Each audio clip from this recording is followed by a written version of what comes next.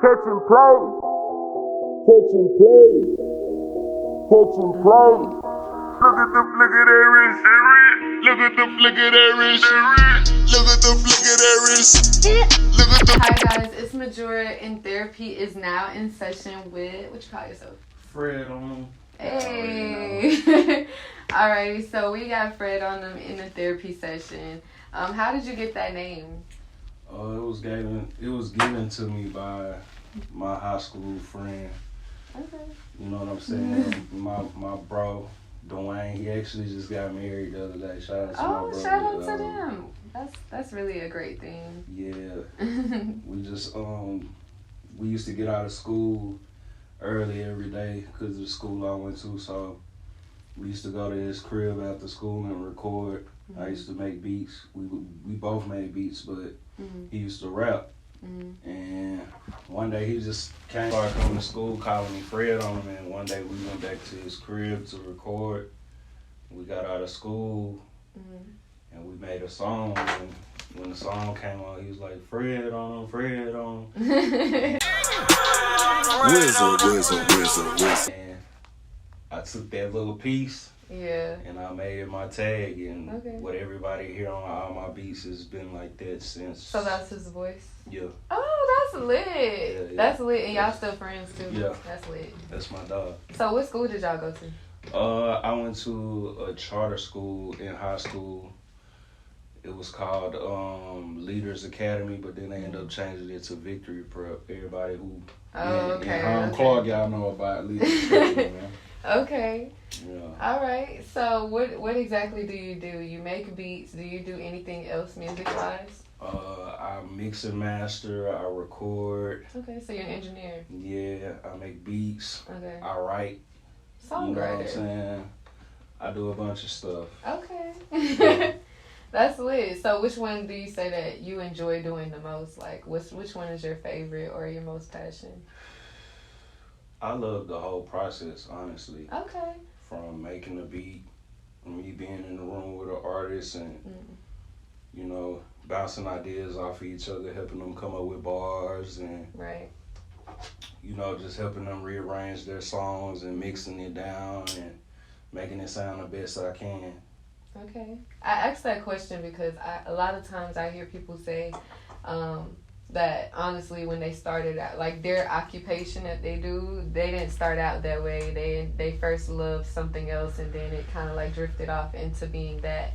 So that's why I asked you that question. Music been in my heart since I was in my mama's stomach. Like she told me that she used to sing to me all the time when she was pregnant. And when I came out, I was banging on pots and pans and stuff like that. That's really sweet. Yeah, her real dream was for her to be a singer. Like my mom writes music. She can make, so she sings really good. Okay, so I know she's really proud of what you do then. Yeah, I'm basically living out her dream through her, and I didn't even know it was her dream until you know what? recently. All parents say that they want their kids to well, most parents say that they want their kids to fulfill whatever it is they were passionate about. Right. Right. Okay, so do you have any other talents outside of music? Do you know how to play the flute? Like, what do you do? I actually was in band class in middle school, so I know how to play percussion. I'm real good with scales and melodies because I learned all of that stuff in the mornings when we first get to band class. We would practice scales. So you know how to read music? It's been a while. Oh, I was about to test you. I can still read a little bit. You can read. Still read a little bit. You can read a little bit. You can read music hand signs. Nah. Oh, I was about to say because I'm gonna test you right now because I can read music. I'm Devin Miles. Everybody knows. I can play real good. I can make some shit sound good, but I can't read the shit. Okay. All right, no problem. So now we're gonna get into inspiration. So who inspired you when you first started out doing music? Like, what was your biggest inspiration? I know you said it was in your heart though. So was it you? My biggest inspiration, to be honest, was my mom. Okay. Like, shout out to moms. Like, where I grew up, you know, it wasn't the best place. Yeah. But she made it seem that way. You feel me? Like, Yeah. I didn't have the top of the line clothes. I might not have had the name brand foods and shit, but I wasn't hungry. I never went without clothes. I never went without shoes. I could watch TV. I had video games. Right. You know, so she didn't allow you to see that you guys didn't really have it like that. Right, but I always knew it. Okay. You know? And so where exactly are you from? Like what part? Are you from Houston? Yeah, I'm from Houston. I'm What from part of A-Leaf. Okay, A-Leaf. Okay. All right. Stop with the wigs. I brought the whole hood through the door, and now I got $1 million. I'm from Forum Park. Okay. This and that area over there. Oh wow. Yeah, that I was. might not look like it, but I mean, nobody looks like where they came from. I'm from Baton Rouge, Louisiana. I don't look like it or talk like it. So. yeah. All right. So, has your inspiration changed since you first started? Like, you know, starting out, it was your mom. Is it still your mom now that keeps you going? Yeah, it's both of my parents. You know. Okay. Like, they helped me get through high school. You feel me? So. They did their job with me. I say this damn near every day. They did their job. Now it's my turn. Yeah, you know, okay. take care I like of the way it, you put that. Yeah. Make sure I'm there for my parents, you know. Yeah. My brother and my sister, because I only have one brother. How many sisters you got? I have 3. 3? Oh, okay. Are they younger or older? They are older. I'm the baby. Ah. Yeah, I'm the You don't last give me I'm the the baby last vibe. You I'm don't the give last those vibes at all. Alrighty. Okay, so if you could go back in time with the knowledge that you have now and all the work that you've put in, what would you tell little Fred on them when you first started out? To be a little bit more lenient with people, and I would say be more lenient with people and don't think so much about what's gonna happen later. Yeah. Think about what you're doing right now. Yeah. And cultivate what you're doing right now, and you'll be good in the future. If you're worrying about the future, you'll never have it. You gotta worry about what's in front of you now to be able to make sure your future is okay. That's understandable. Honestly, that's a hard lesson, and it's easier said than done. Yeah, I mean, there are people, including myself, who are still telling myself, stop worrying about the future so much. Yeah, don't worry about the future. Don't worry about the past. To be honest, all of that shit exists in the same. Yeah. it exists in the present.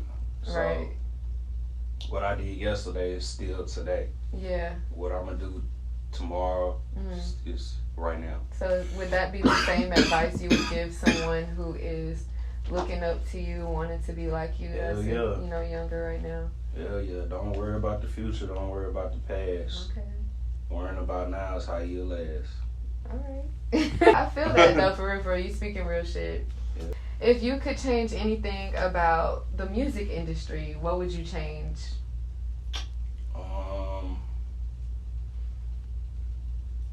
To be honest, I wouldn't change anything, but I would change how popularity and talent is received by the masses and what is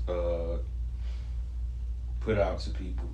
Because we get a lot of popular stuff, but those people aren't really necessarily talented. And there's nothing wrong with that, you know. Yeah, get it how you live, right? Yeah, I actually like simplifying stuff, and you know, it makes me feel good. But there are a lot of talented people who want to be themselves, and they really can't be who they truly are because of what gotta do some kind of gimmick or something. It ain't even that. It's just what the status quo is to be able to be what most people see as a star or entertainer or a major artist, you know, shit like that.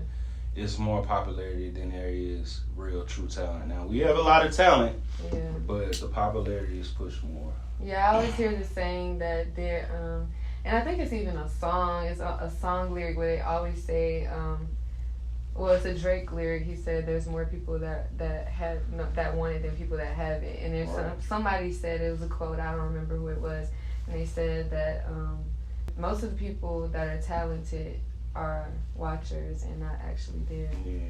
Yeah. So that's some are overshadowed, you know. A lot of them are overshadowed, trust me. I wouldn't say a lot of them. I just say some, because when you look at the industry, there is major talent in the industry. Yeah, that's talent. You got in the people industry. like Meek Mill. Yeah. You got people like Future, Yeah. Lil Uzi. But Lil those Baby, are only you like know? 10% of the population. There's so many people on this planet. We can't Yeah. just count out that most of them are just, you know. Yeah. Especially with us having social media. Yeah, of course. You never know who's popping where, wherever. Exactly. And I also feel like lots of times outside of just people not being popping, you know, or being seen or things like that, there are also some people who haven't tapped into what their real talents are yet, because they're too insecure or scared or what people might think or something. Yep. That as well. All right, so do you have a favorite song right now by any chance? It could be a song that you produce or a song that you just hear on the radio or anything. I listen to a lot of old records, but Old as in like what year? like more than 15 years ago. Okay. So I like I like a lot of like old trap music. So like I listen to a lot of Gucci and Jeezy and T.I. and who else? OJ the Juice Man. Okay. I listen to a lot of quarter brick, half a brick, whole brick, ayy. Quarter pound, half a pound, whole pound. So okay. I really like trap music. I can't really put what's my favorite song, because I got a lot of them. Like, if you go through my Apple Music right now, I probably got at least 50, 60 albums. Oh, albums. Yeah, if you go to my mom's crib, she got literally like 100 to 150 CDs. Like, I kid you not. Okay. Like, we music heads. Like, we love music. So that's it. So are you and your mom the only ones who are like heavy into music in your family, or do you have one nah. like that? My uncle, he's real deep into music too. Okay. When I used to go over their house, he put them up because nobody used the CDs, but he had a whole CD collection in his house too. So like, my whole family just eat, breathe, and sleep music. That's like, even if they don't make music, they love it. Love it. Okay. Like, it's a part of their dinner, it's a part of their breakfast, it's a part of their brushing their teeth, all of that. I can my understand mom, my dad, everybody. I can definitely understand that. My first passion is fashion. Well, fashion design to be exact. And I want to say everybody in my family has some sort of design aspect to That's them. tight. Whether it be fashion, interior design, or designing posters, or event planning, whatever the case may be, we're real good with putting stuff together in organization. That's dope. So, what is your most proud of project? Like, what's something that you did that made you feel like, you know what, I'm that nigga? Everything. Okay. That's a good answer. I like that. Everything. I like that answer. There's not one moment where I wasn't making a track and I didn't feel like I was the best. Okay. I'm still like that right now. Even when you started out? Yeah. Okay. When I started out, I knew I was the best because I was going to be the best. And I am the best. Okay. You know? It is what it is. I am the best, and I end up becoming the best. So I agree. Honestly, I changed the culture for my city. Yeah. I made it go in a different direction. How do you think you did that? Just being myself. I feel that.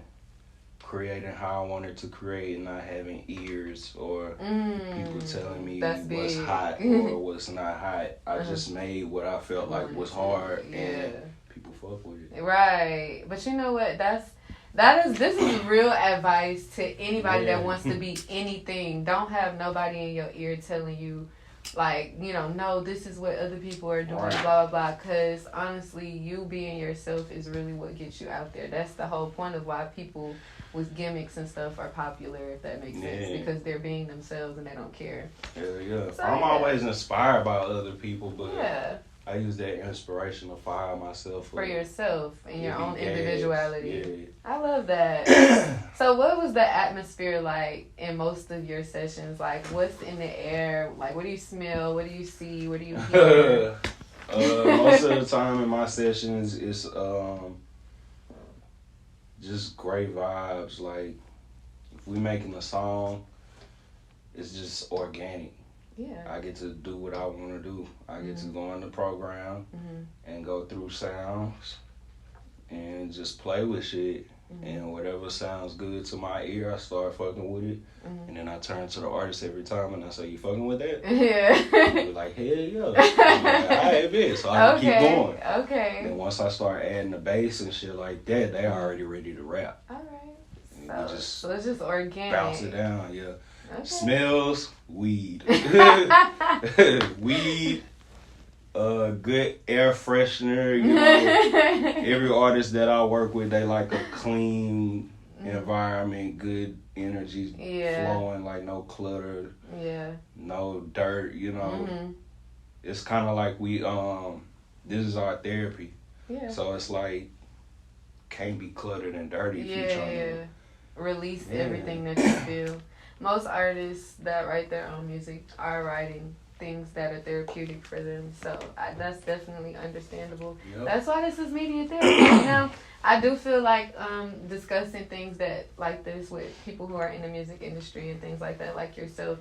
I do feel like this is some form of therapy, whether it be for yourself or for the other people that's watching, because they may have these same thoughts or questions or things like that, and that'll push them further along. I had some of these same questions, you know? Yeah, that's good. So on average, who would you say listens to your beats or comes to you for beats or anything like that? Like age, or is there a specific age or a specific race or a specific genre? Everybody come to me. Okay. All races, all genres. I'm very. You do R&B beats? You gonna have to let me hear one of your R&B beats. Actually, when me and Don Tolliver were working, we were gonna drop a collaboration album, but I don't know, something went down with Atlantic and it ended up not coming out. Are you around? Are you around? Are you around? Say. Understandable. So, me and Don have we got over 40 records. Okay, and it's R&B? And like 60% of them are like very soulful R&B. Oh, that's my type of music. But like, I wouldn't even say 60. I say it's like a half and half, because like me as a producer, I like real music, so I like hearing a lot of stuff in my tracks. Right. So me and him will do a bunch of R&B, and then we'll turn around and do some turn up shit, you know. And it might not just be the ultimate turn up, but the melodies are very calm, but they still make you hype type. Yeah, shit. From what I hear from Don Tolliver, for the most part, he is very. From what the music that I've heard from him is very smooth, like, and it's up my alley for the most part. I like stuff that has. I like music that has less fastness to it, or less like hitting or knocking in the bass. Right. Simply because, and it's not just because I prefer soft music, but it's I also read something that said that softer music brings about positive energy and things like that, and gets you. So yeah, you're really supposed to listen to stuff like, what's that? The pianists like Bach and stuff like that. If you want to get your juices flowing, but for me, it's R&B. Sorry. It's crazy because it's crazy you said that, because a lot of the beats I do make, I use Bach's theory to create. Wow! That's why it's a little appealing and pleasing to people. That's a little secret I just gave you. Oh, okay. So we got secrets.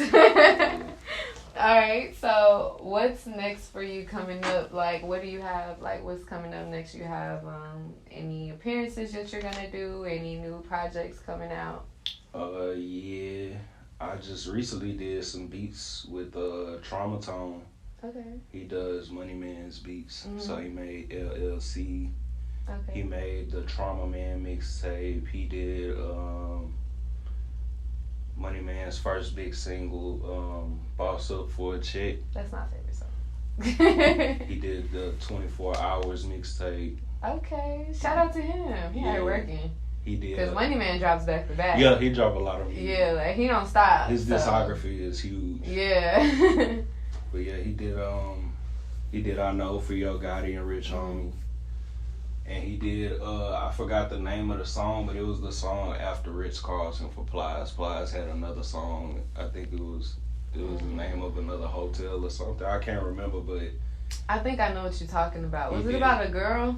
Let me get on, load it on, garlic mashed potato tube, extra butter, Had a damn all in roof crazy. Yeah, I know what you're talking about. He got an extensive catalog too. Okay. He hooked me up with some shit with Zaytoven too. Me and Zaytoven got like 8 tracks. Yeah, I got a few tracks with Zay. Shout out to Zay. I have a record coming out. I don't want to say who it is until it releases. Okay. Yeah. But you out here working. Yeah. No sleep. I like that. Yeah. We love that. I All got right. some shit coming out with Cash Out Ace. Shout out my boy Cash Out Ace. Okay. Me and my brother Doughboy Sauce got some shit coming out. Mr. Fredham's out here busy, y'all. He booked and busy. Very. Okay, so where can we find all of that at? Oh, when it comes out. What platforms? When it comes out, it'll be everywhere, I'm sure. Everywhere? Okay. You know, all platforms. That's believable. Okay, so if you could collab with anybody that you haven't collabed with already since you just Mr. Busy, is there anybody that you haven't collabed with that you would want to collab with?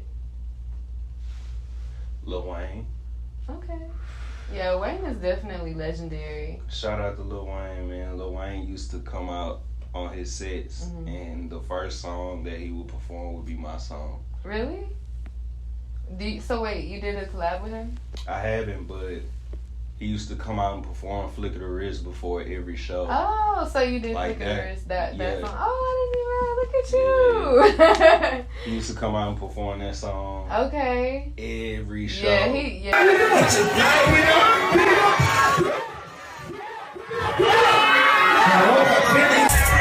I woke up feeling like I was on the moon. I woke up feeling like I need a honey.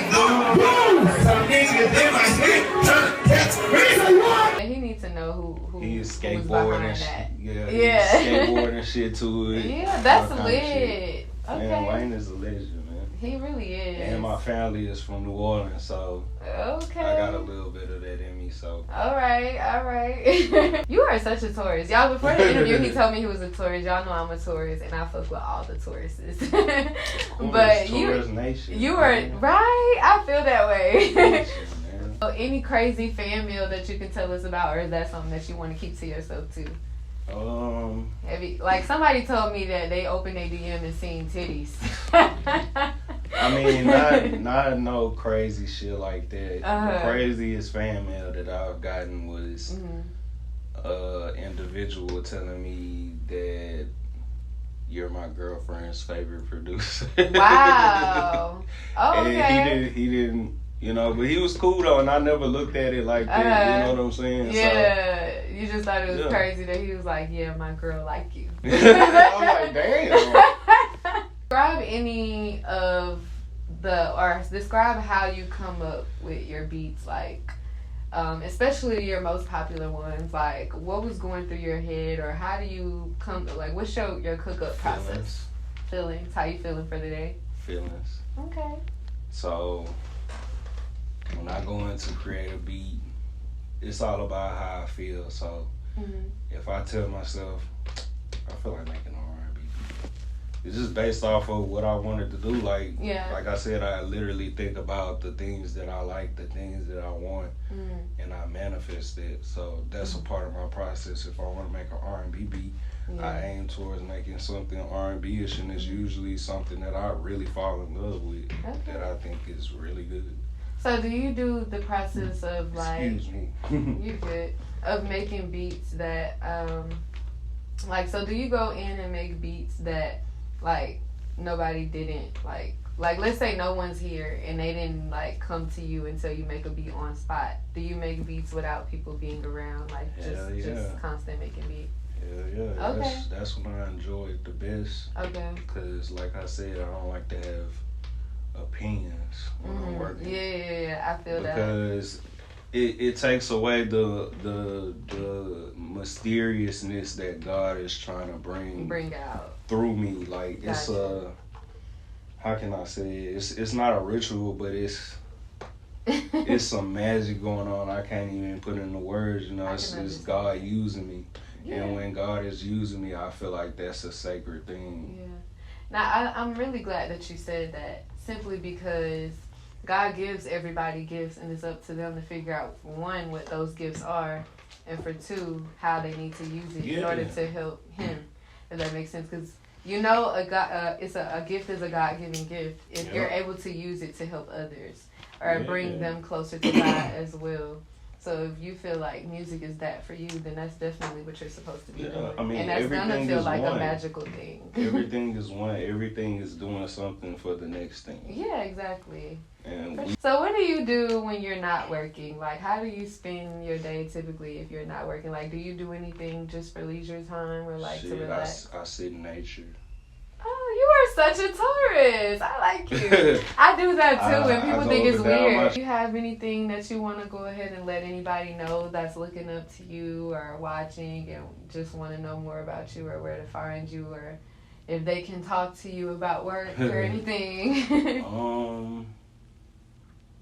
The only thing that I can really say is to like make sure that you're always learning, because this is a business. Right. It's the music business, so you gotta learn the business of music, and once you learn the business of music, you're gonna be good, man.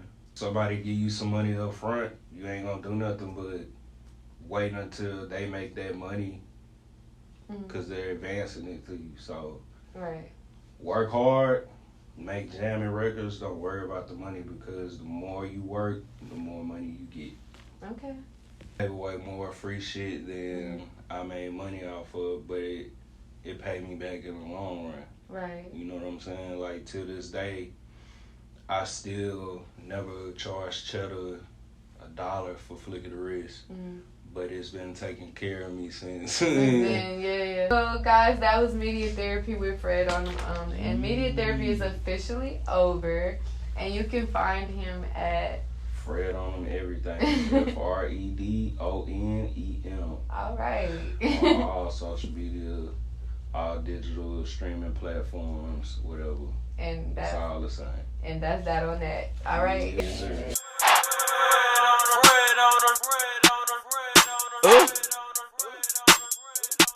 Look at the flick of that wrist.